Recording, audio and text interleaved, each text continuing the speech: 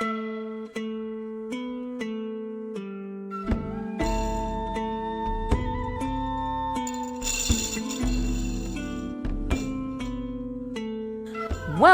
to the Partial Historians.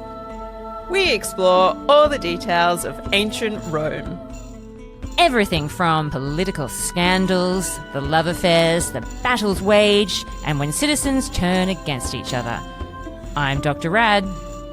And I'm Dr. G. We consider Rome as the Romans saw it, by reading different authors from the ancient past and comparing their stories. Join us as we trace the journey of Rome from the founding of the city.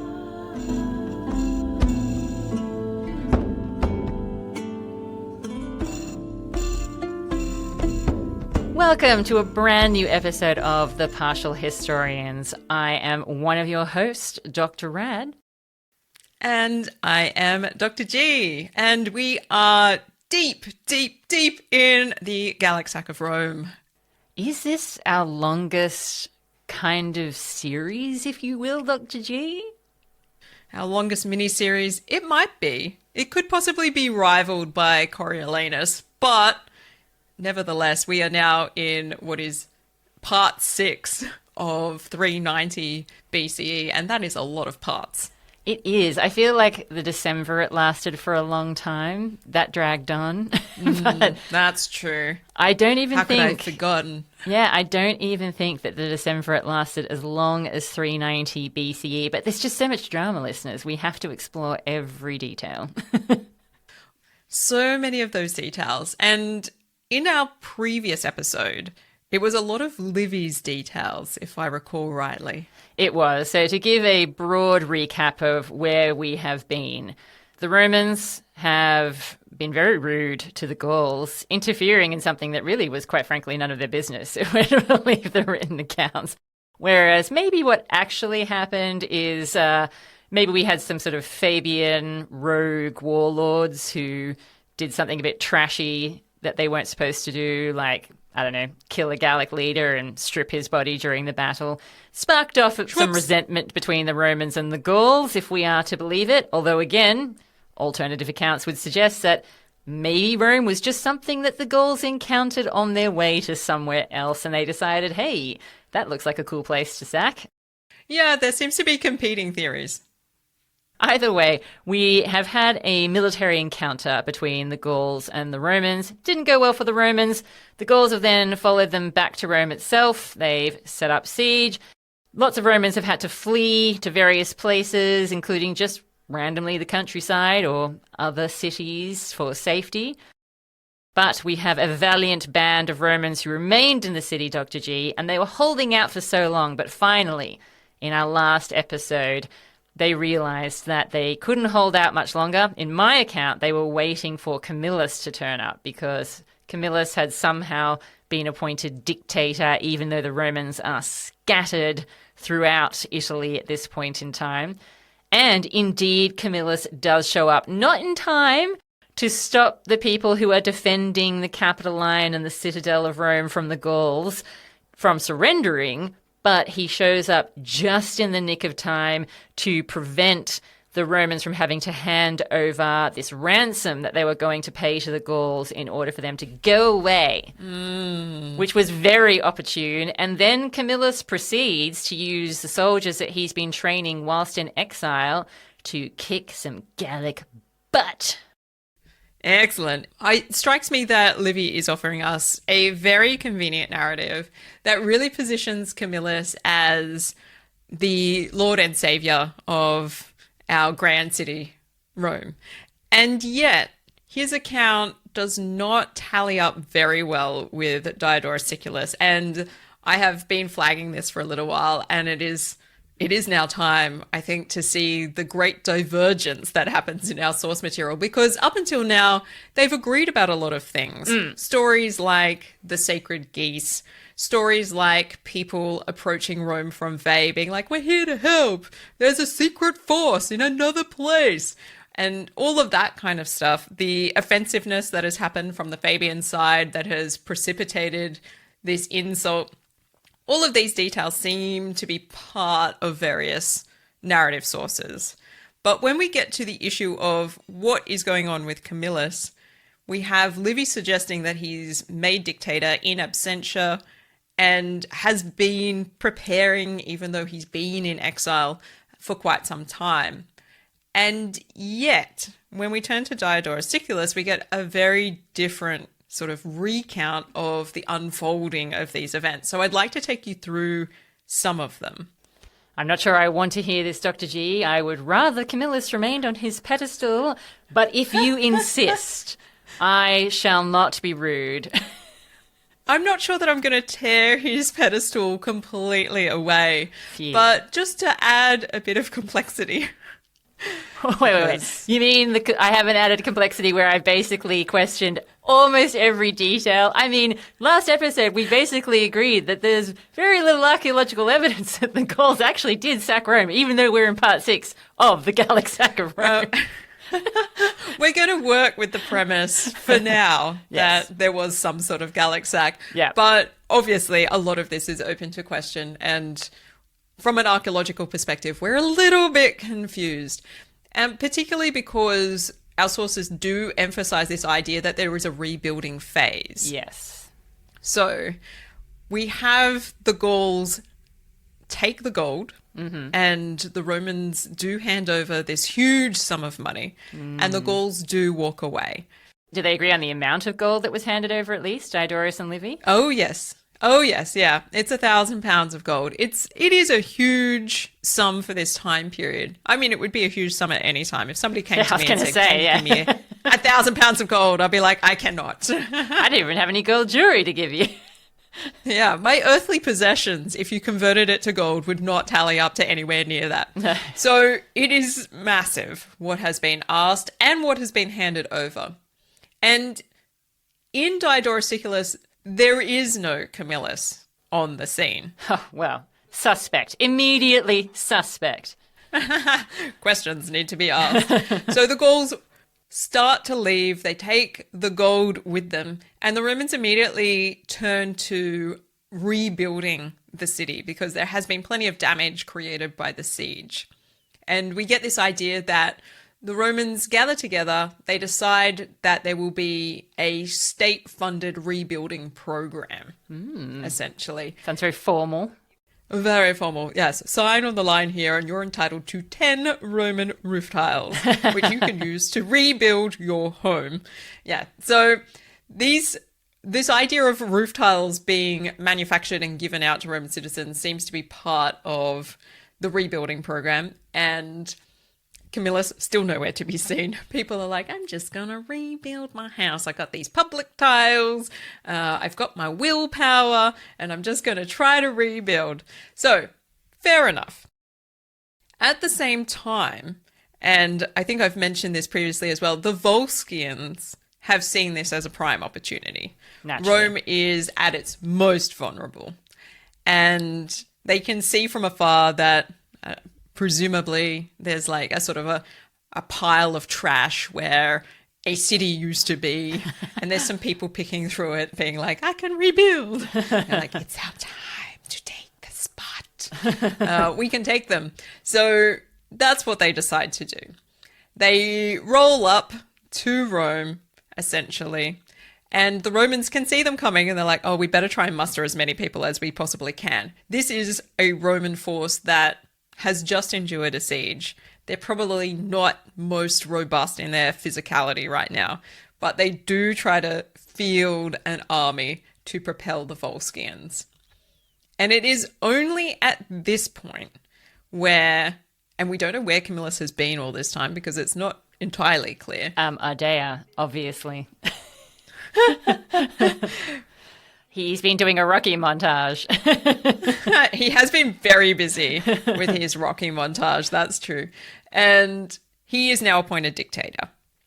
So finally he re-enters the narrative way too late for the Gallic Sack of Rome. He misses it all. Not there. I just want to underline that point. He missed the whole thing. Livy has far too many rhetorical gems for this to be untrue, Dr. G. I mean, what are you suggesting? That he constructed most of the first of his 10 books, and almost certainly books 6 to 10, around the figure of Camillus because he had such a grand reputation in the late Republic? Absurd. Maybe. Certainly Livy is operating under the constraints that Diodorus Sicilus is not. And this might mean that for this portion of Diodorus's history, for which he rarely focuses on Rome, because let's face it, he's more interested in what's actually happening in the broader Mediterranean, which is Greece. Naturally.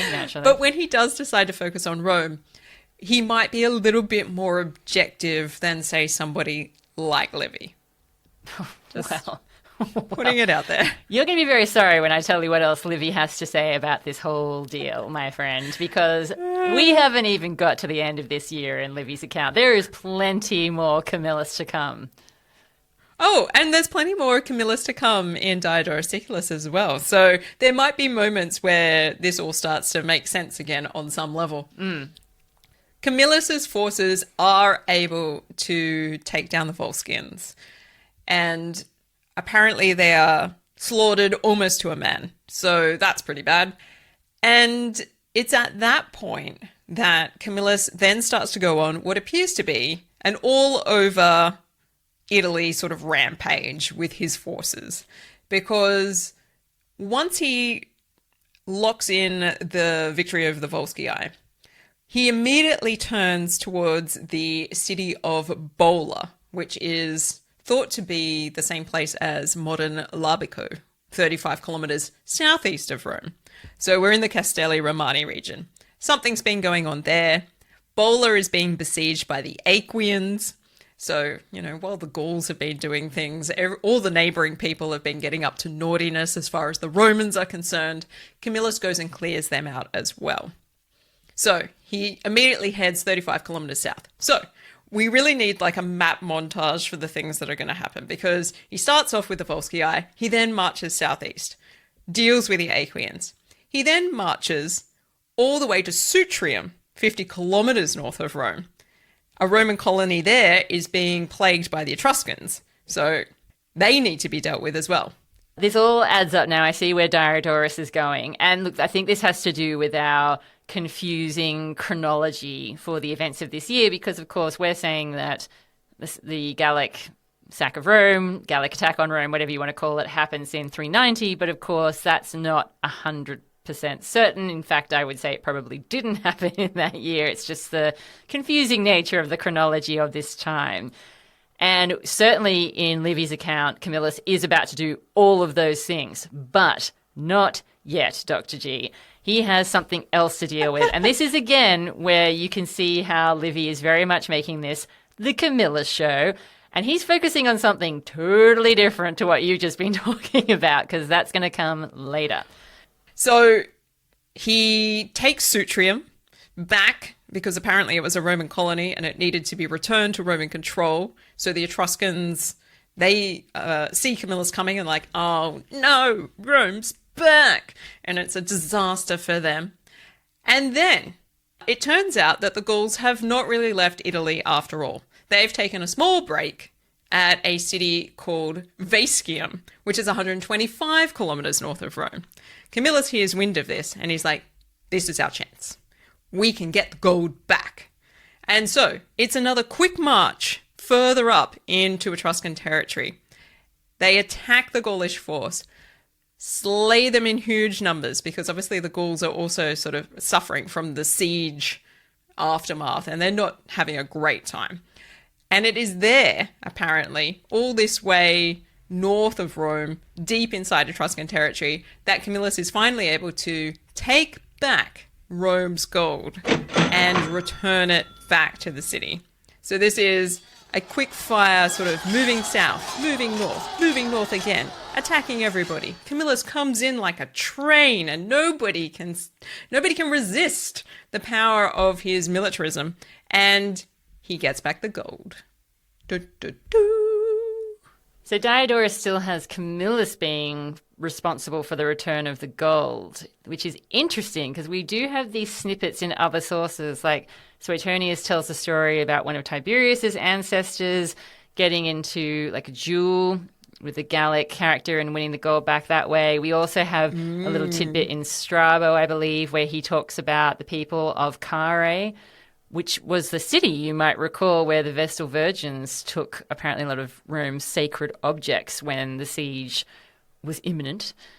And it's perhaps because of this and the people from Caere recovering the gold and giving it back to the Romans that the Romans have this special relationship with them, which we'll get to, I'm sure, in both of our accounts very shortly. So it's interesting that Diodorus is still maintaining that Camillus is responsible for it, even though it happens in a very different order and a different way. Yeah, so we have a certain amount of consistency with Livy. It's just that the timelines really don't match up at all. And Camillus does all of these sort of really what sounds like fantastical sort of military movements in quick succession, one after the other, and is kind of everywhere in central Italy. And then all of a sudden is like, ha! I found it. And then comes back to Rome. The goal at the end of the rainbow. Definitely. As far as he's concerned, he's found the treasure. Yeah.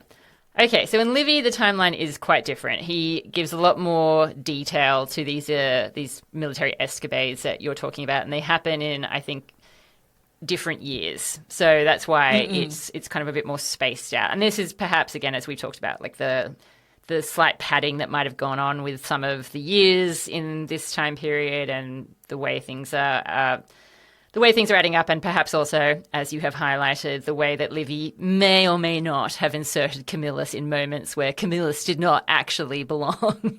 So we will see. But in my account, Camillus goes from basically killing all of the Gauls immediately. So he prevents the gold from leaving Rome. He then uses the troops that he's been training in exile once he knew that Rome wanted him back and wanted him as dictator to absolutely annihilate them.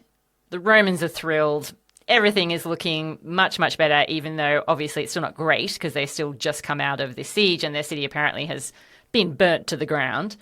However, this is where we need to switch to the classic conflict of the orders kind of material. Ooh. Yes. Yes, do tell. We're going back to an issue which has been flagged in some of our previous episodes, which is that ever since the Romans have conquered Veii, there has been a group that think it would be a good idea to move at least some of the Romans to Veii to live there. So this is where this issue comes back up. The tribune of the plebs, who we haven't talked about for a while, decide to be bothersome, ruin Camillus's good time because they desperately still want the Romans to move to Veii. Now they have a real reason to argue for that. It's not just, oh, hey, there's this whole city just sitting there. Why don't we move some people over there? Now they're looking around and saying, hey, did you notice that our city's just been burnt to the ground by some invading Gauls? Rather than hanging around here, which is depressing and there's no shelter, etc., why don't we just take this opportunity to pack up and move to Veii? The plebs are listening because they can see the sense in this, because they're looking around too and saying, oh yes, I see what you mean. Burnt city seems like a lot of hassle when there's this empty city just sitting right there, not that far away from Rome. However, this is absolutely abhorrent to Camillus. He completely shuts it down, won't hear talk of this at all. And he actually gets to keep his dictatorship even after he has dealt with the Gauls and massacred them, because the Senate feel that they need him in this position of authority in order to make sure that this whole crazy Veii plan doesn't gain any traction. So he's still got some time. He's managed to accomplish everything very quickly, it would seem, once he's back on the scene in Livy's account. So he's still got some time, and so they want him around to oversee the process for Rome at this point in time, post-sack by the Gauls. Okay, so he's kind of in a disaster relief position. Yes, and the Senate feel safer because, again, this is lending to that conflict of the orders narrative. We're presuming that most of the senators, at least in Livy's account, are meant to be obviously patricians. We presume, even though we know that that's not always the case, apparently. And Camillus would be protecting their interests and what they want to see happening at this point in time. So what ends up happening is Camillus decides that religion needs to be his focus as dictator, because this is a very big characteristic of Camillus and Livy's account. He's extremely pious. And as I've been trying to highlight with Livy's account, he is at pains to emphasize when the Romans have been displeasing the gods, and then to emphasize when the Romans are actually doing things by the book and therefore kind of deserve the gods' favor. And what we've seen is that ever since the Gauls started attacking Rome and things went bad for them at the Allia in that initial battle, the Romans have been trying to do things correctly. So we've had, Fabians wandering about with seemingly not a care in the world in order to carry out family rituals. And we've seen Camillus, refuse to be appointed as a dictator unless the proper procedures have been followed. So this is carrying on this idea that the Romans are back on track. They're laser focused, Dr. G. They're not going to do anything to upset the gods this time around. They've learnt their lesson. It is a very bizarre time, and it's a confusing time within the source material as well. So this is where I would start to have a look at Plutarch's life of Camillus, because he is obviously trying to write some moral, edifying biographies. And it's like, what can we learn from people and what would be the appropriate things to do? And he taps into some of this. And there is a sense in which Camillus becomes fundamental in certain narratives, and certainly in Plutarch's narrative, to the proper and right way of doing things when it comes to ritual practice in the wake of the Gallic Sack. So we first of all hear about the priests all returning.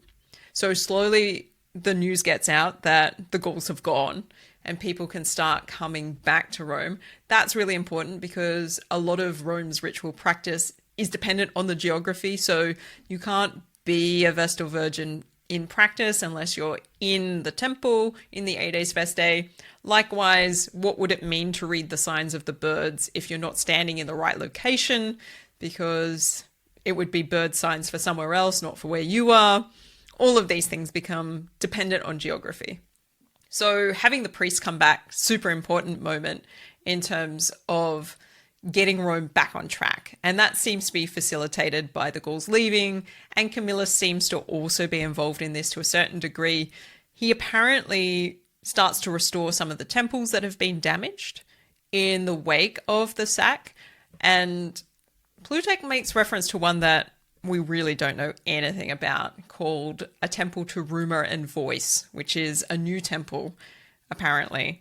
Yeah, that might be related to the... You know how there was that plebeian who heard the voice warning? I think that might be that was one. Ignored. Yes. It's maybe, that one. Quite possibly. It's called the Ara Ai Locutii. Yeah, that's the one. And that's it.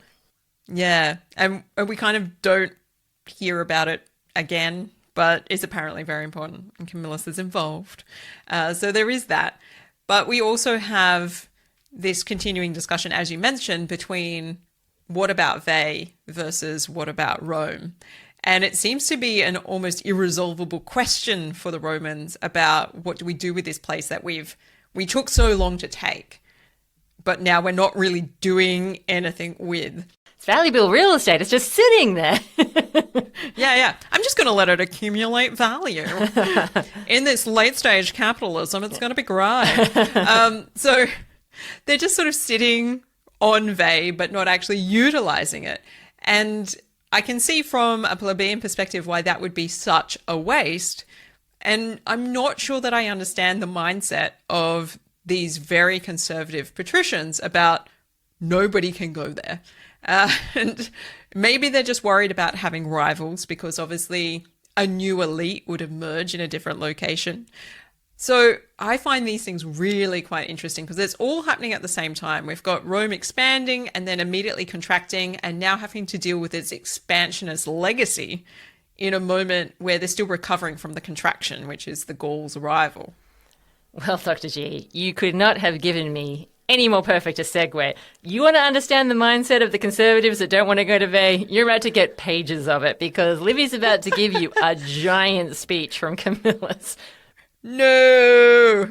Before I get into the speech, I will give you the exact details that Livy tells me Camillus focuses on first. So he goes to the Senate and he gets them to issue a decree so that he can actually go about the religious program that he thinks needs to happen in order to make sure that everything is square for the Romans. So exactly as you said, shrines and temples, they obviously need to be purified. They need to be restored after the Gallic Sack.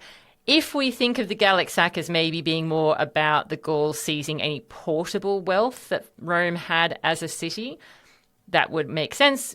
Shrines and temples are places that the Gauls definitely would have gone to see if there was anything valuable inside those buildings, which presumably would have been a bit more monumental or perhaps well cared for than some of the other dwellings that would have existed in Rome at this time.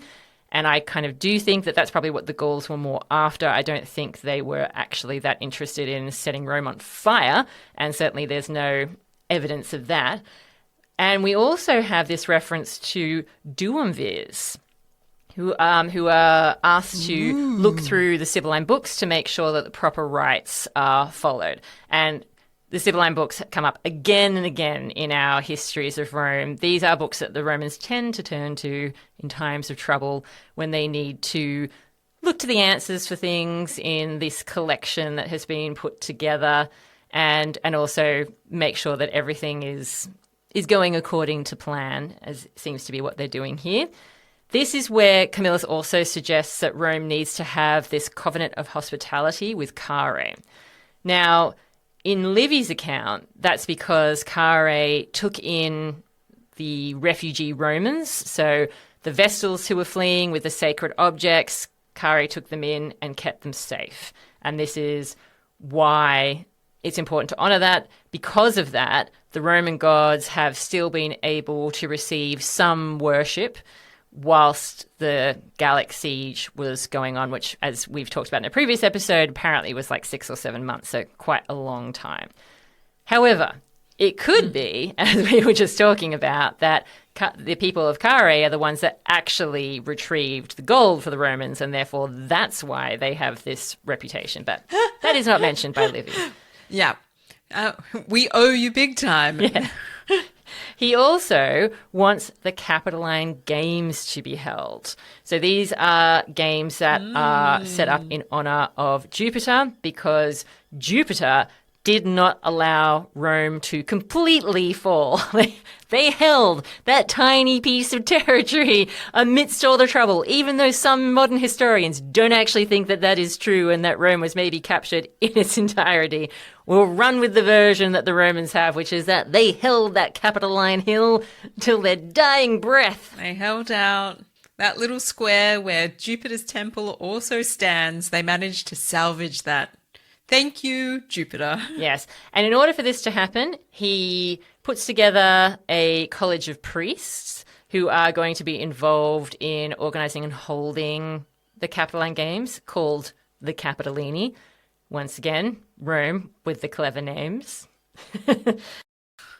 They do love a clever name. These men are chosen from the men who were involved in holding the hill originally. Obviously, that can't be true forever, but he chooses from amongst those men who'd stayed behind in Rome the whole time and helped to hold the hill. Now, we actually don't know for certain when the Capitoline Games were first held in Rome. We, as usual, have varying accounts that show the Romans themselves are a little confused. Certainly Camillus is a popular choice as the person who founds the Capitoline Games or sets up the Capitoline Games, but we do also have references to figures like Romulus organising the first Capitoline Games. What we can say safely is that they real old. Quite old. Yes. Okay, that's really interesting. I think tapping into the idea of having held the Capitoline and that being the foundation story, essentially, for the Capitoline Games is... it feels like a nice, neat narrative. So I can see why it would be an appealing sort of backstory, so an etiology for what's going on here. Yes. There are some weird sort of connections that sort of crop up amongst all of this. And I don't want to destroy what might be coming up for you, but are we going to talk about the head? Yes, but not quite yet. That comes up in the speech. Oh, okay. Building if up we're the suspense talking for about the the speech. same head, wink, wink. Listeners, watch out. If you already know about the head, this is a spoiler. So this is where Livy also tells me about the temple being set up to Ius Lucullus. So that's the god that is now recognized because of the omen that was given to that plebeian who was ridiculed and not believed before the Gallic Sack actually happened. And now, of course, Camillus also has to decide what to do with the gold, because in this account, the Gauls never got it. The Romans collected it, but they kept it. Now, this is where it gets a bit confusing, because as you know, Livy was very clear that the gold was somehow taken from state funds and also topped up by contributions from people like the matrons, this group of random women that we get to reference every now and then. Oh, look, and Diodorus Sicilus also backs up that idea that the women contributed to that fund. So that is a sort of an enduring kind of repeated narrative as well, that the women were involved. Sure, I believe that the women were involved. Do I believe that the Romans didn't borrow a little bit of their funding from maybe some temple treasury? I don't know that I do, Dr. G. It's hard. You know, you're stuck on a hill. What are you going to do? Yeah. Well, the Romans had gathered up certain temple treasure and stored it all in the temple of Jupiter because, of course, that's on the Capitoline, which is what they were defending. And now that the siege is all over, they can't remember where it all came from. They're like, I guess we should have labeled this. Oh, this is awkward. I don't know what to do. Did nobody keep a spreadsheet for this? Guys. I know. This is what Excel was invented for. Jesus Christ, Marcus. So they decide that they're just going to wave their magic wand and say, poof. All of this gold is now sacred, and it's going to be placed under Jupiter's throne. Ta-da!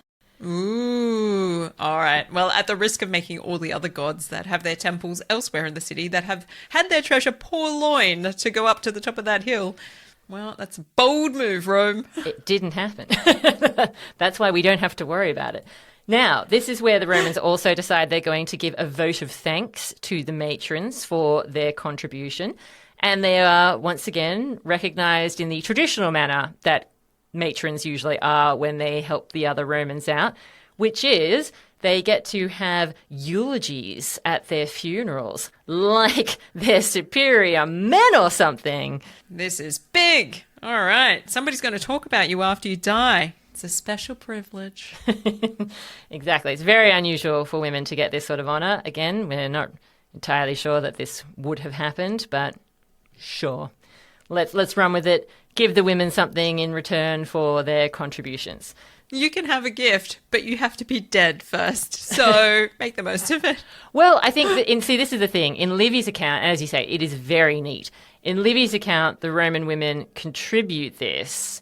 They contribute their gold so that sacred treasure can be left untouched. So they've got their state funds secured on the Capitol. They don't have quite enough to pay the Gauls, so the Roman matrons chip in. And that way it's all nice and neat. No sacred treasure is touched in Livy's account. But as we say, at this point in time, what is money? What is goods? What are we talking about? And it just seems really unlikely that these besieged Romans, when everyone else has fled the city, actually had this large lump of capital just sitting there that wasn't temple treasure. But anyway, I've talked about this enough.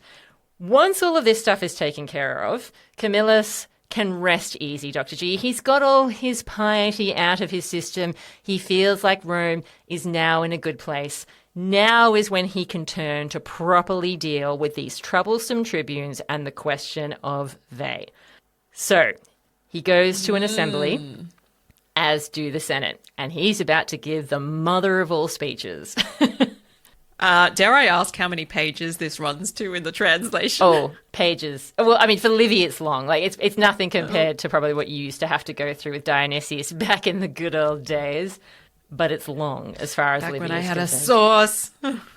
Okay, all right. I'm going to strap myself in. Yeah, get ready for it, yeah. Camillus is particularly distressed by this whole situation because the one thing that sort of made him feel somewhat okay about being in exile in Ardea was the fact that he actually he hated the idea that people even wanted to go to Veii. It kind of made him go, you know what? Maybe I shouldn't be in Rome. Maybe Rome does suck. Maybe Ardea is not so bad because the Romans are actually considering going to Veii. Disgusting. Such a low move. He actually says he would never have even gone back to Rome, even if the Senate and the people had begged him, just so he could avoid tribunes like this. This Roman mindset is baffling. It really is. He really only came back because Rome was just in such a bad situation. He felt like he really couldn't say no. But, I mean, if it had been a little bit better, maybe he wouldn't, Dr. G, because tribunes, they're the worst. He then points out, annoyingly logically, why even bother to fight the Gauls? Why drive them out of Roman territory if you're then just going to turn around and abandon the city immediately?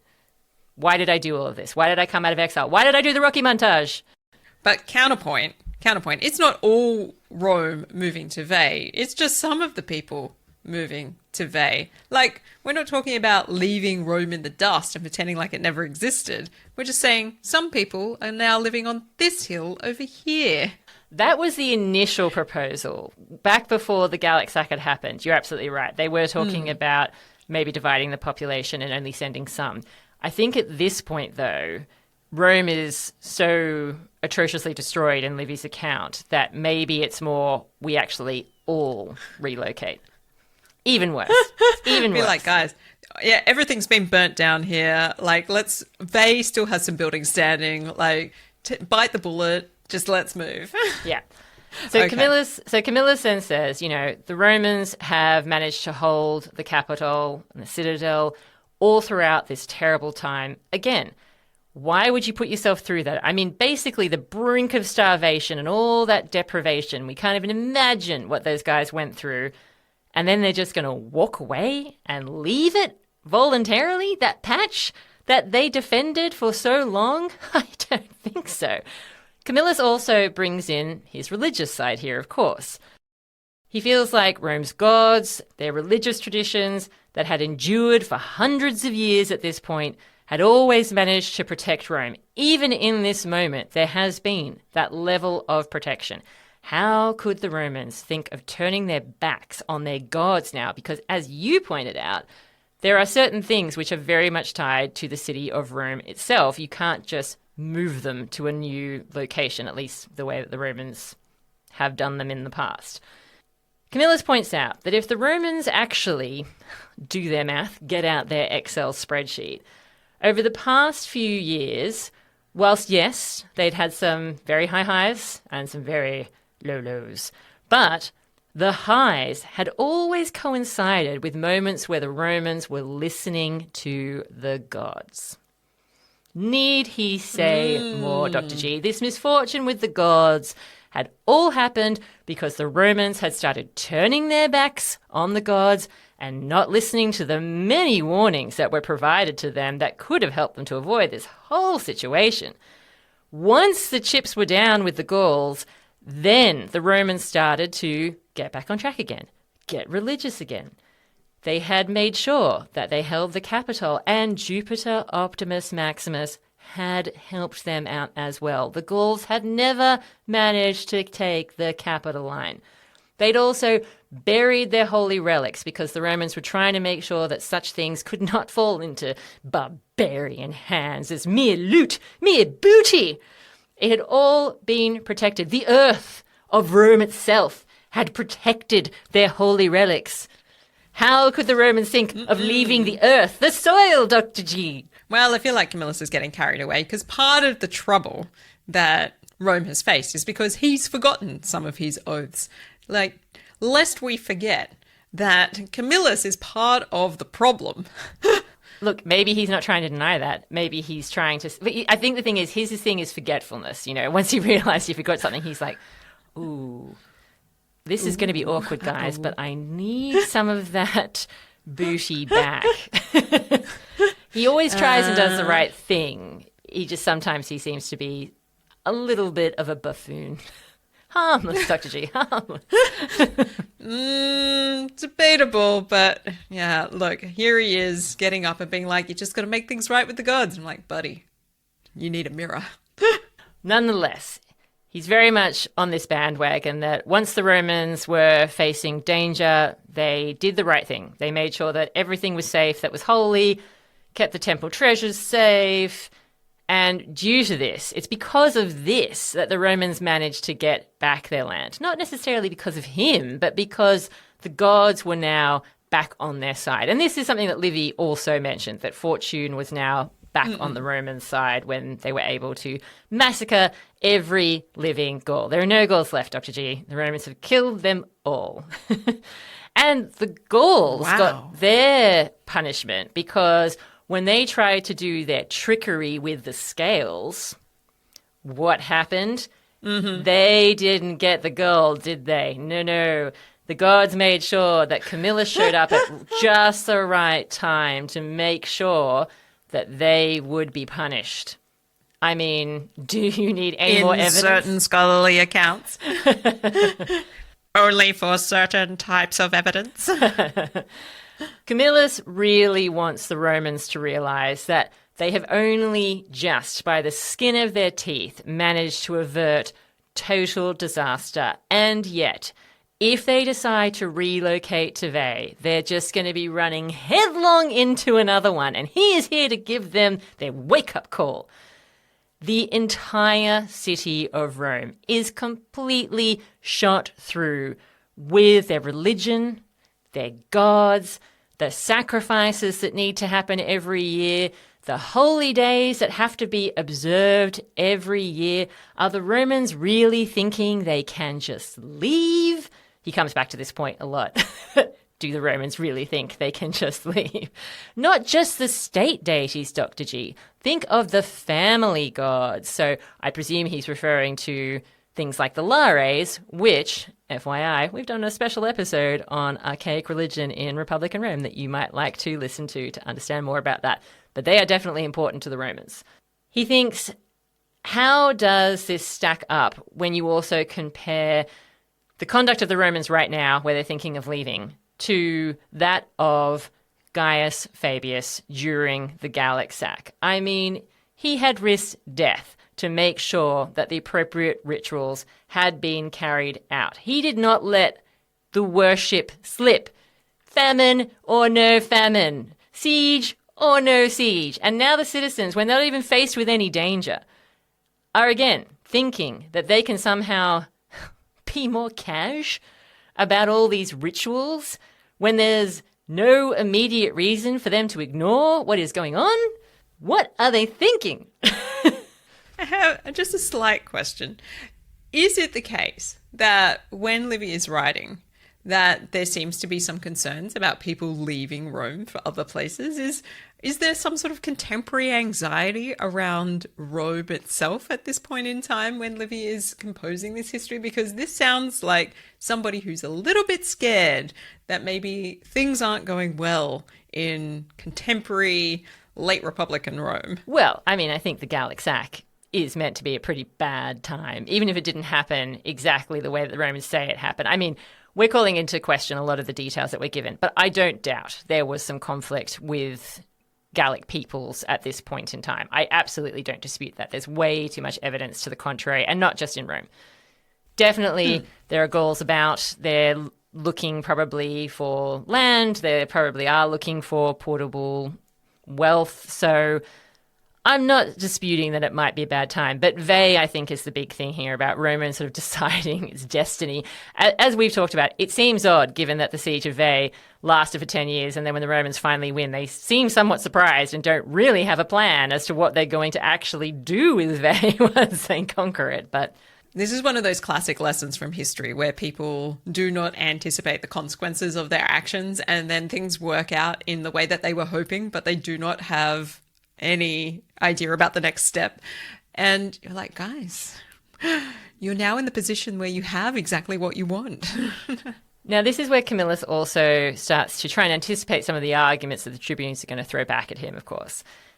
He says, maybe the tribunes are going to say, don't worry about it. You can just transfer all the rites and rituals and all the family gods to Veii. Or what if the pontiffs and the flamens, they just visit the old side of Rome when they need to for the rites? They just fly in, fly out. They're there and back in a day. No sweat. But to this, Camillus says no. This will not satisfy the gods. It is not good enough. So don't even think about it. The gods have high standards. You cannot hold the Feast of Jupiter anywhere else but the capital. Period. Now, what he is referring to here is a banquet that was held on the 15th of November, where a couch would be set up for Jupiter, and Juno and Minerva had little stools on either side, and they would have this feast for Jupiter. So that's what he's particularly referring to. And you'll like this, Dr. G. This is where he brings up the Vestal Virgins. What about Vesta's fires? They can't just be moved. They belong to Rome itself. He also brings up, and I'm going to quote my translation directly here, the image which is preserved as a pledge of empire in her temple, which is a reference to an image of Pallas known as the Palladium, which was supposedly brought to Italy by Aeneas. So very much part of the Roman foundational myths, linking them to the Trojan Wars, something very important to them. He also brings up what he refers to as the sacred shields. Yes, these go back to the reign of Numa, Dr. G, another favourite of yours. Indeed. Yes, so it's tied up with Mars Gradivus, or Gradivus, and Quirinus, the idea of the sacred shields. And they're sometimes, I think, called the ancilia, I believe. I think we probably actually referred to these things before, but supposedly the original one came from heaven. There were 11 replicas made, and each one was given to one of the 12 Salii priests of Mars. No one knows which one the original one is, but there is an original, Dr. G, and Camillus is not happy about this situation. There is an original, and the priests of the Salii are the ones who look after that, right? And it is very important, and you do not want to lose any of the shields because each one of them could be the one that fell from heaven. And Camillus is tapping into ideas here that Romans do have about location being a primary feature of their devotion to the gods, because there is no doubt from a Roman perspective that you would not be able to perform the rites of Vesta in a different location. Each city could have priestesses to Vesta, but if you went to Veii, they would be priestesses of Vesta in Veii. So it's fundamentally not Rome anymore. So this taps into a kind of fundamental sense of like what is Rome in terms of like the broader understanding of self. And Rome is, at least in part, fundamentally about the location. It's that spot on the Tiber. It is those hills on which they have built those structures, and nothing is able to replicate that. And the real concern is that their understanding of their relationship with the gods is dependent on that location as well. So there's no guarantees if you move to Veii that things will work out for you, because the gods are the same, but you are now different. And what does being in a right relationship with the Roman gods really look like? And because they have this sense that it's tied to location, it's impossible to leave. And we see that coming through in other things as well. So I think We talked recently on Let's Talk About Myths Baby podcast about the triumphal procession, and that in too is geographically tied to the city of Rome. You wouldn't have a triumph somewhere else. Rome ends up expanding a lot, but some things are fundamental to location. And so Camillus is tapping into a deep Roman definition of self, which is about this place and only this place, which is really quite fascinating. And I think Livy is doing something interesting here by tapping into that as well. Definitely. And so even though this might be a speech invented for Camillus by Livy, maybe. May. At the same time, the stuff that Camillus is referring to as examples of things that are particularly tied to Rome, as you've just said, they are definitely of tremendous antiquity to the Roman people. You know, this Feast of Jupiter that was held every year, it does go all the way back to a point where we can't really trace when it started. The Palladium, again, there's definitely question marks about how Aeneas supposedly brought this to Rome, but nonetheless, the idea of it is something, again, it's quite old. It's meant to be quite an old example, and it just goes to show some of the stuff that the Vestals were put in charge of protecting.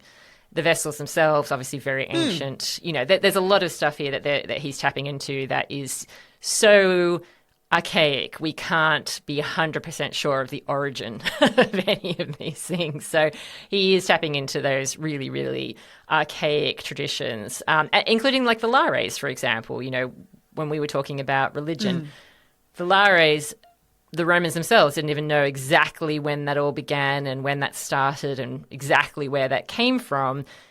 They have lots of theories, and some of them are probably tapping into something, but we can't say for certain this is how it began and this is how it evolved. So he is bringing in all of that kind of stuff, which makes sense because for this time period, obviously, that stuff is a little less ancient than it is for someone like Livy writing many years later.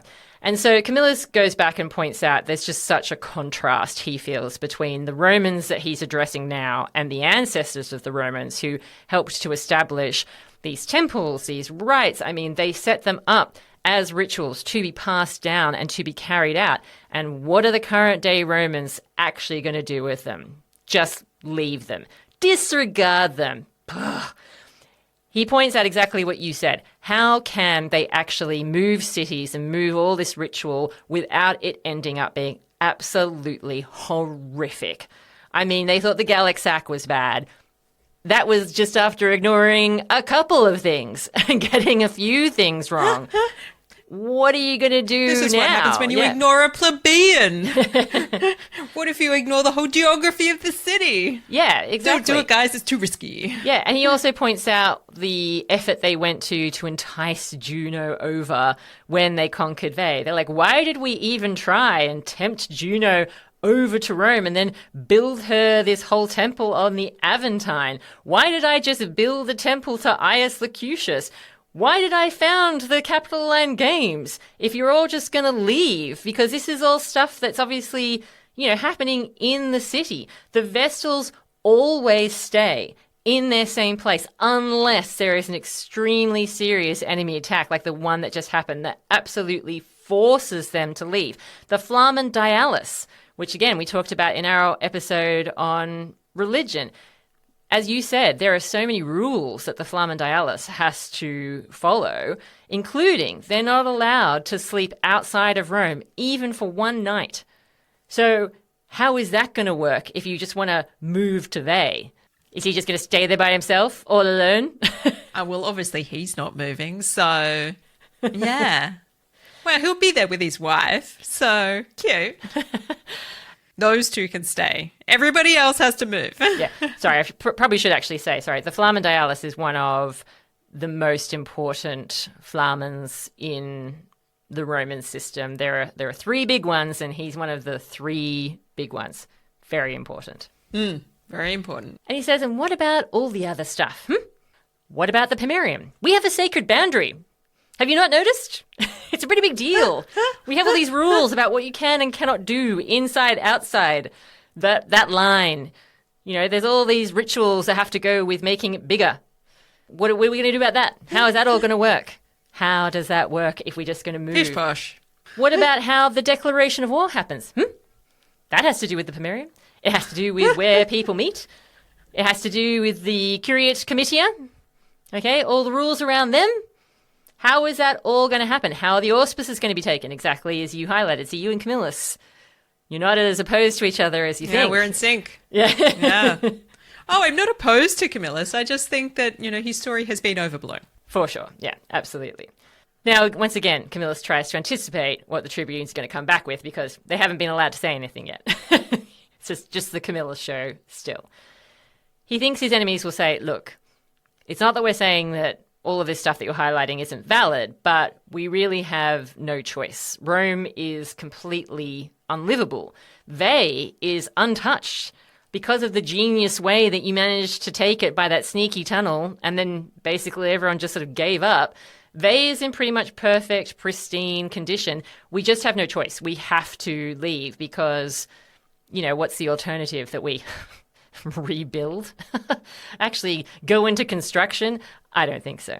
But Camillus sees this as just a sneaky excuse because this question of moving some people to Veii had existed before the Gallic Sack. So they're just being opportunistic, and he sees through them. He has a completely different perspective to the tribunes. I mean, a more redundant sentence has never been said. He thinks the destruction is actually less reason to leave. Okay, he's like, no. Wait a minute. Would be basically admitting that the Gauls have won. We've managed to snatch victory from the jaws of defeat. If we were then to turn around and leave now, we're basically giving it right back to them. We're giving them what they wanted. We're doing what they were aiming for. It just doesn't make any sense. He says, look, I may have massacred all the Gauls that I could see because I'm Camillus, but rumor has it that the Gauls are incredibly numerous. There might be more of them out there. In fact, he's pretty sure there are. What if they came back? What if another Gallic group came back and found Rome deserted and decided, hey, why don't we live here? This is a pretty cool place. I can't believe some idiots just left it here for us to take over. And the Romans would then have to live with the knowledge that they allowed that. Yeah, they let the Gauls just move in, pull up a chair, put their feet up in front of a fire, and live in Rome. He can't even think about it, Dr. G. He's being very dramatic now. So dramatic. And this is where he also highlights some people that you've been talking about. Let's not ignore the fact that Rome has plenty of enemies that are actually quite close by. The Volscians, the Aequians, they've been fighting them for ages. Again, abandoning Rome itself would be just handing them Rome.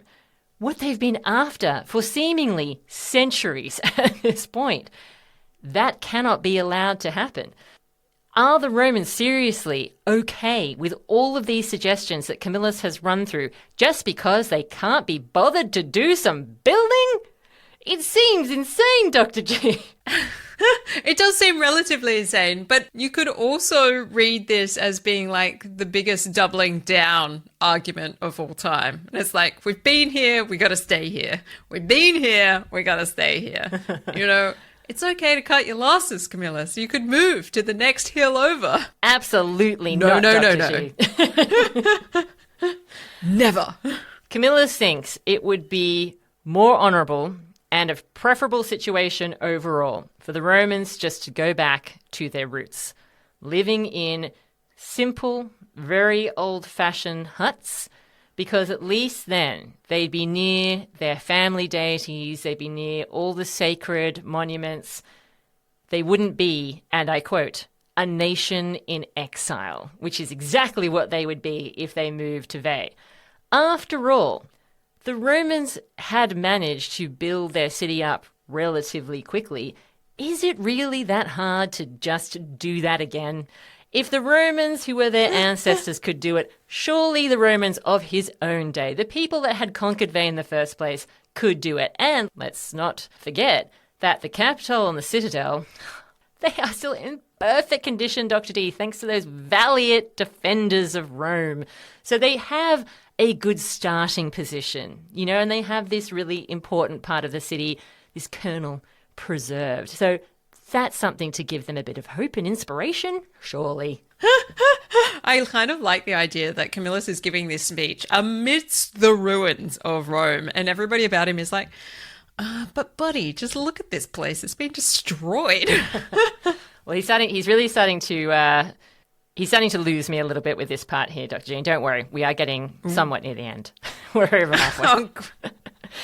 He then says, okay, let's say that I allowed this to happen, okay? That myself and the very conservative patricians said, okay, let's move to Veii. Is this going to be the way that the Romans conduct themselves all the time? Is this the way you're going to live your life? Fires, not uncommon. What if somebody didn't watch their fire carefully enough and Veii caught on fire? Really badly damaged and Romans all moved there. Are they going to just get up and leave again? If he allows them to leave this time, is it just going to always be on to the next and better thing that hasn't been burnt down? Having no real attachment to where they live, is this really how they want to live their lives? Do they really value just having, a roof over their heads more than places with actual meaning to their culture, to their people? Camillus himself, he, Dr. G, values the land. The landscape of Rome. These were the things that he actually missed the most when he was in exile in Ardea. It wasn't the fancy temples, although they're important because of the gods and all. But he really missed the landscape most of all. And that is something that you cannot transfer.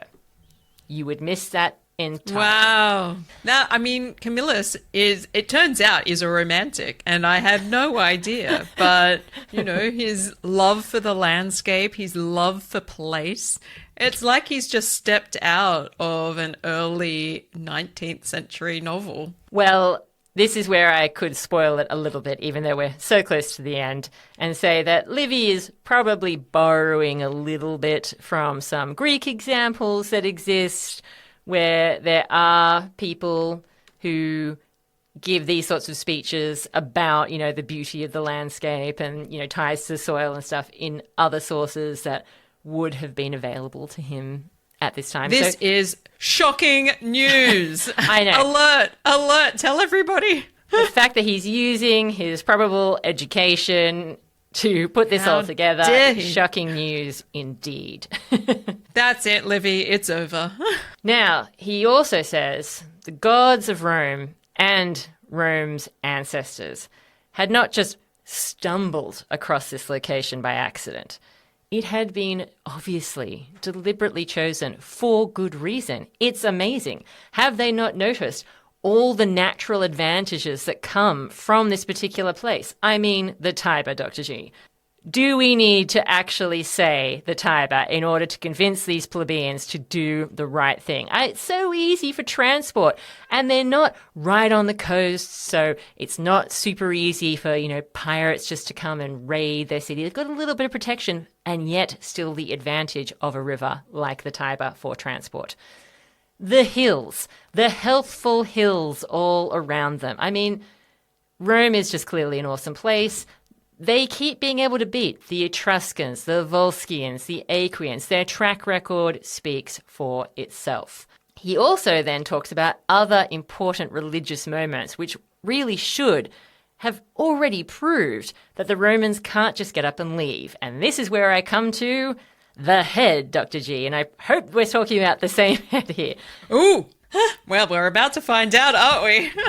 This is where he reminds the Romans of the discovery of a human head on the Capitol. Now, was this the head you were referring to? Mm-hmm. Yes, the head on the Capitol. Nodding doesn't fly on a podcast, I'm afraid. I know, yes. So, yes, definitely the head that is on the Capitol. So, this severed head is found when the foundations for the Capitoline are dug up. And this idea is then translated in Roman understanding is that Rome will be the place that becomes the head of Italy itself. It becomes a symbolic thing.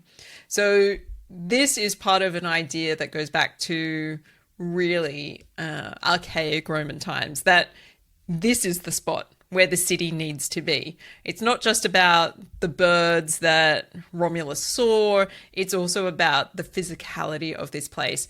And that idea is also tied to, again, that idea of the sacred fire of Vesta, where the fire has to be in a certain location. The Capitoline Hill has revealed a severed head, which helps us to understand that the Capitoline is incredibly important and must be looked after at all costs. And it was during the Gallic Sack even. And really honing in on that idea that physicality is everything to the Roman definition. So it's just reiterating the same point. And Camillus has been doing this in this speech as well. He's really nailing it with all of these details. It's like, there's no way we could do these things anywhere else. What could possibly happen if we leave? It will be a disaster. That's what will happen. Yes, everything exactly. about Rome is about here. Yes. And he once again brings up the flame of Vesta in connection to things like the head that was found on the Capitol. Again, it's not something that can just be moved. The goddess wants it where she wants it. You can't just move it around. It's not a candle, guys. So he goes through all these sorts of things, and I think he's finally run out of examples, run out of steam. You'll be relieved to know, Dr. G, Camillus' speech is finally over. He has convinced them with this plethora of examples of why Rome is the best. Nobody beats it. You can't just move to Veii.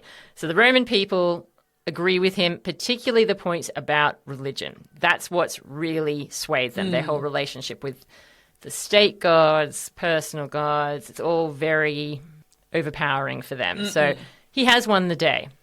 I'm sure you're not surprised after the force with which he delivered that argument.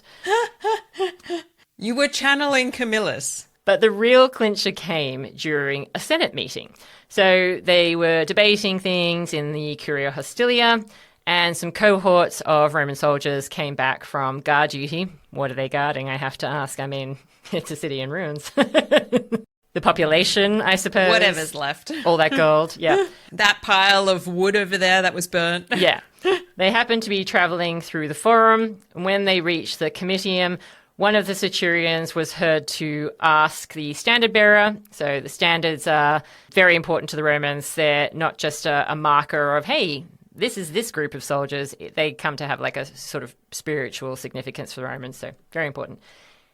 He turns around and asks the standard bearer to place his standard down in that place, which he refers to as the best place to remain. The Senate see this as an omen, that the gods are trying to tell them where they should live. So they obviously still had, even though Livy says Camillus' speech was so convincing, they're apparently still talking about it at this point. They have their doubts. Yeah, there are things to chat about here. It's a debate. Yes. So the Senate come flooding out after they've heard this incidental remark about the best place to remain. And they proclaim right there and then that this is the way. They have been shown the way. And all the commoners who are just flocking about, they also join in the celebration. And they're like, yes, yes, this is the way. They're thrilled with the decision that the Senate has made, that they're going to stay in Rome. And this is when, in Livy's account, Rome finally starts to be rebuilt. I guess while they've been debating, they've been doing nothing. They've just been living in the ruins. Nothing. Like animals. Well, we can't do anything until we've made a decision, guys. Hold off on the rebuilding. We've got to decide where we're doing that, so don't waste your time.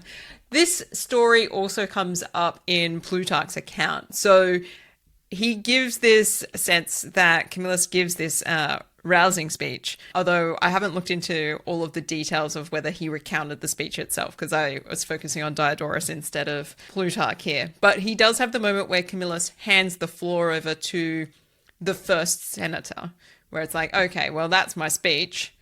How are you going to vote? And it's this guy, Lucius Lucretius, who sees the standard bearer walk past, is given the command to put it in the best place. And that's the thing that turns Lucius's vote, essentially, where he's like, well, the gods have revealed that sign to us. I'm going with the gods. And that brings all of this together because Camillus is really emphasizing the divine aspect here and Rome's connection to place. All of a sudden, the standard, which, as you've mentioned, is a sacred object and does have a ritual significance about it as well. Seeing it being placed right outside where the meeting is happening and having a sense that that's the best place for the standard. And it's like, okay, we all need to do this. And once one guy votes a particular way, there is no secret ballots in Senate voting. Everybody's then openly voting. And usually the weight of the first senator is quite significant because they're usually the oldest or the most prestigious, and it just flows from there. So Camillus gets the job done. They're going to stay in Rome. Absolutely. And as you say, the first senator, if that's the account that Plutarch goes with, that makes total sense. I mean, that's where Augustus kind of draws some of his influence from as well, this idea of being the first man to speak, because once you've spoken and you're the person with the most auctoritas, probably the most experience, therefore, and you're probably an older gent, people are going to bow to the weight of your opinion because you're obviously someone who's highly respected in the Roman community. His name is not specifically mentioned in my account, but certainly the idea is that Camillus has given a very convincing speech and they're just wrapping up the details, and then this omen is given. This is where Livy mentions something which most people find hilarious, which is that he says that this is why Rome is very higgledy-piggledy in his own day. He says, yeah, look, Rome is a bit of a hot mess in my day, and that's because of this. Basically, we have the reference to the formal state rebuilding program. Again, very funny if you think about it, given where we're at in Rome's history. We've got the tiles being provided. The people are told they can just help themselves to whatever stone and wood they need. But in Livy's account, they are given a very tight deadline of just a year. We've got to rebuild this whole city in just a year, guys, because otherwise this analytic way that Livy's writing just isn't going to work. We want to move on from this whole scenario. You've got 1 year. Yeah. And so... snappy, guys. Keep it snappy. Yeah, it means that the streets become overcrowded. Things aren't necessarily set up in the most logical way. They're not carefully planning out exactly how the city should look afterwards. They're just basically grabbing vacant land and being like, mine, I'm going to build here. This is my spot. Finders, keepers, losers, weepers. And therefore, by the time you get to Livy's day, Rome is a mess.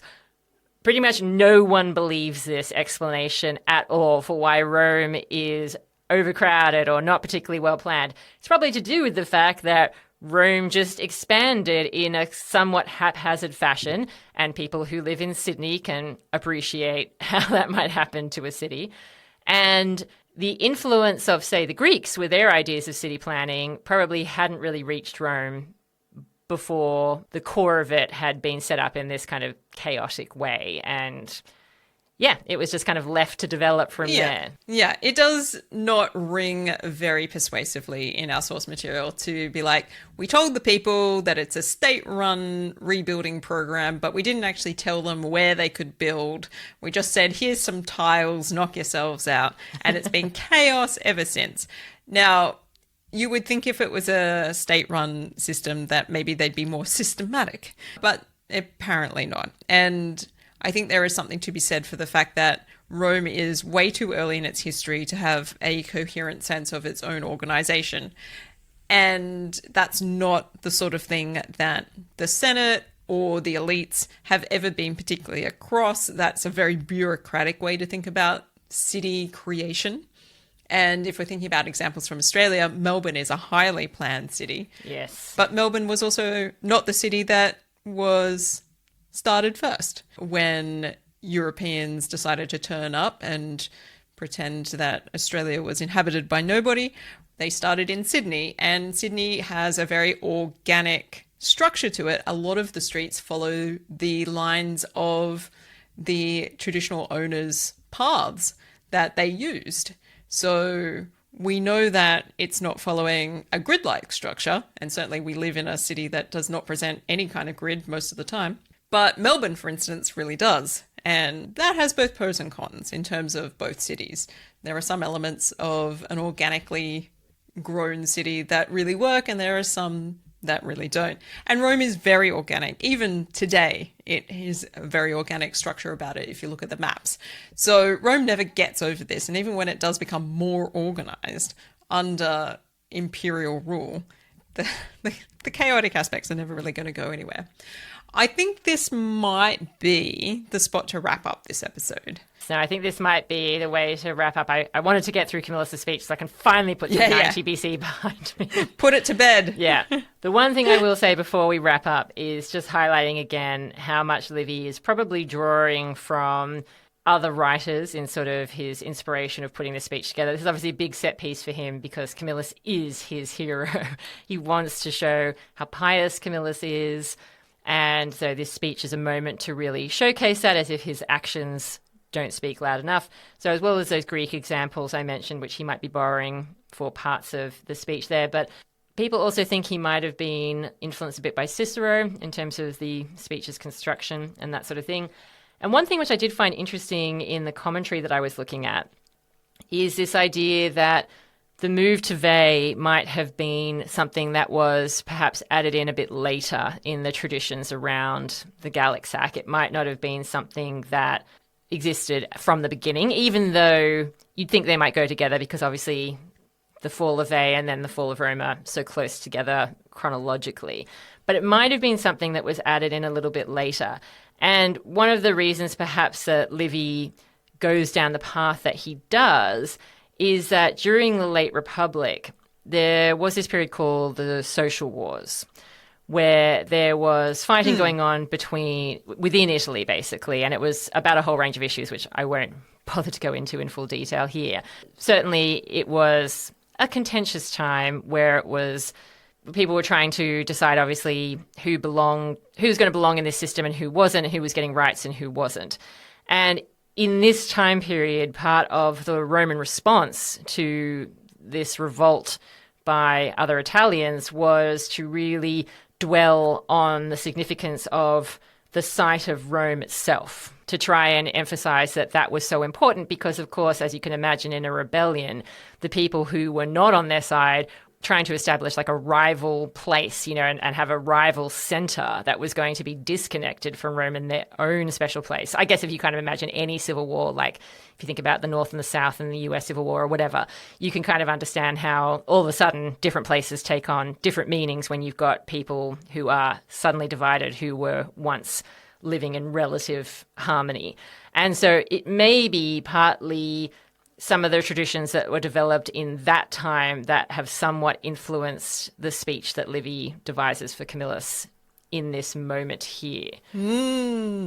Very interesting. Well, and that is just a really early teaser, listeners, for the social wars, which we will come to in 20 or 30 years time. Yeah, exactly. They podcast. didn't have until the 1st century, so yeah, don't even think about it again. I'm just telling you, it was a conflict. It happened in Italy. So, but yes, there are like relative historical concerns in the Roman imagination about what it means to be Roman and to be in this space. And I think it's quite reasonable that they would influence something like this largely potentially created speech by Livy that Camillus gives. And there was also apparently a suggestion by one of the Gracchi, I think, of doing something with Carthage as well when Rome conquered that. So there are influences that are probably coming through Livy's account because he's writing so much later, but we can't be sure exactly what, but yeah.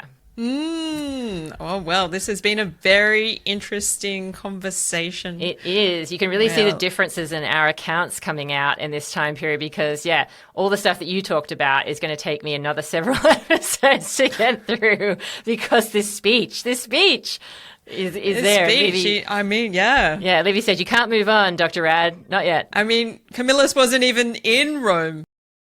So, Dr. G, that means it is time for the partial pick. The partial pick, we are going to judge Rome against 5 criteria in which they could possibly win 10 gold eagles if they perform very well.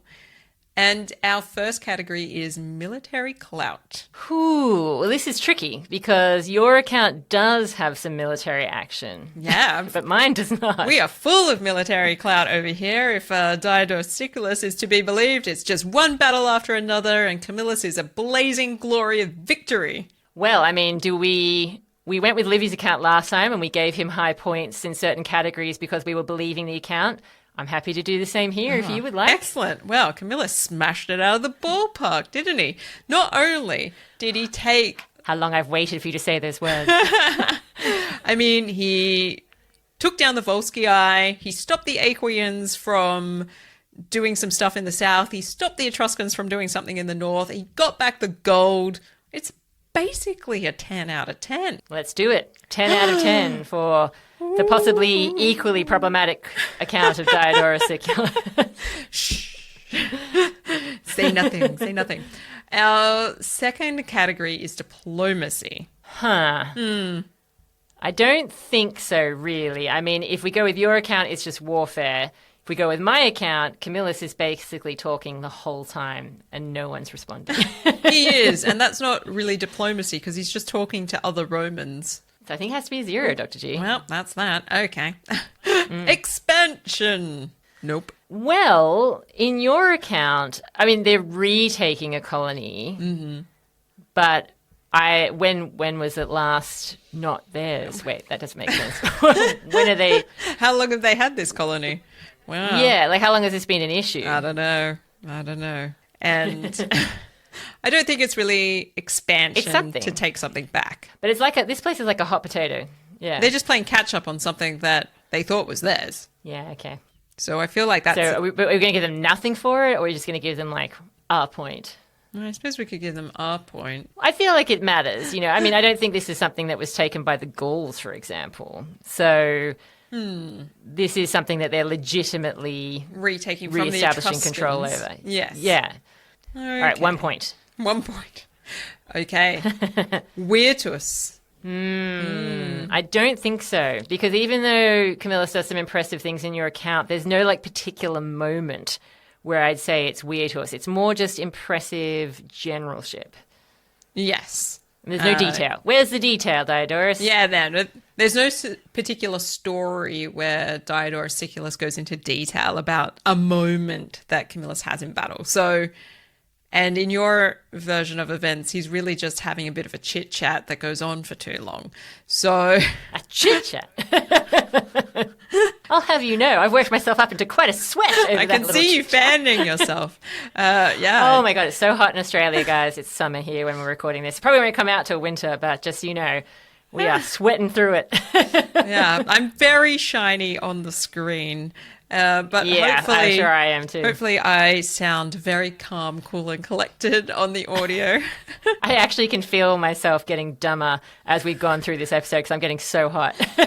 Well, I'd hate to say it's the Camillus rubbing off on you, but...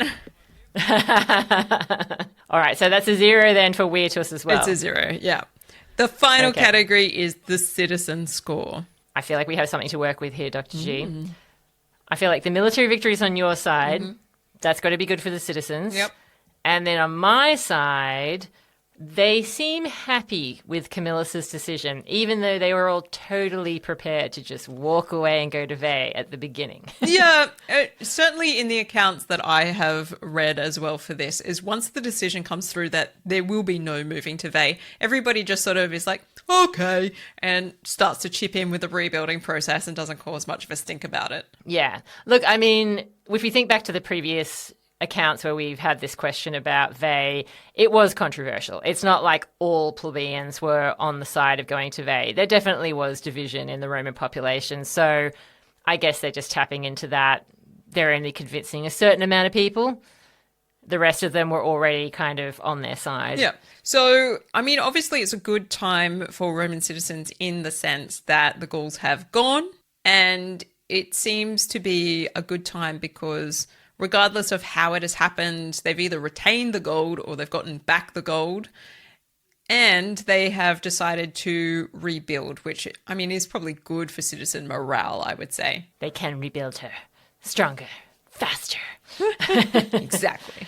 So, yes, I agree with you. I feel like it's going to be fairly high. You know, the matrons are honoured as well. That's pretty cool. So, I don't know. I mean, but they have just lived through a siege and they are allegedly living in a heap of rubble. Well, sure. But, like, there's living in a heap of rubble when there's no enemy around. And then there's still being under a siege. And surely the former has got to be better. Yeah, and look, with Camillus back on the scene, people must be happy. So I feel like maybe like a 6? Yeah, I was going to say a 7.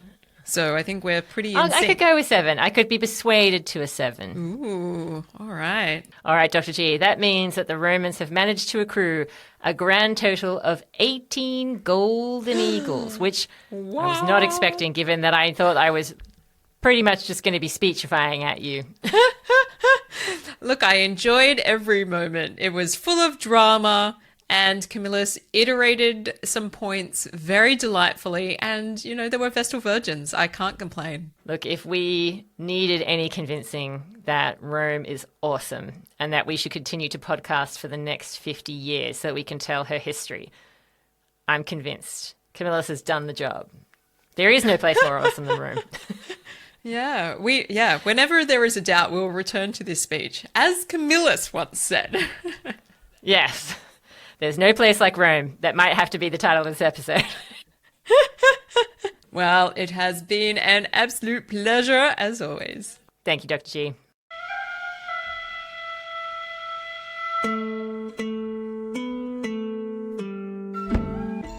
Thank you for listening to this episode of The Partial Historians. You can find our sources, sound credits, and an automated transcript in our show notes. Our music is by Bettina Joy de Guzman. The Partial Historians is part of the Memory Collective, creators and educators dedicated to sharing knowledge that is accessible, contextualized, socially conscious, and inclusive. To find more from the Memory Collective, head to collectivemem.com. You can support us by buying us a coffee on Ko-Fi, but you can also support our show and help us to produce more engaging content about the ancient world by becoming a Patreon. In return, you receive exclusive early access to our special episodes and ad-free content. Today, we would like to send a special shout out to Jonathan Lance, who joined our Patreon 1 year ago this month. However, if you are trying to rebuild your home after a barbarian invasion, please just tell someone about the show or give us a 5-star review. Until next time, we are yours in ancient Rome.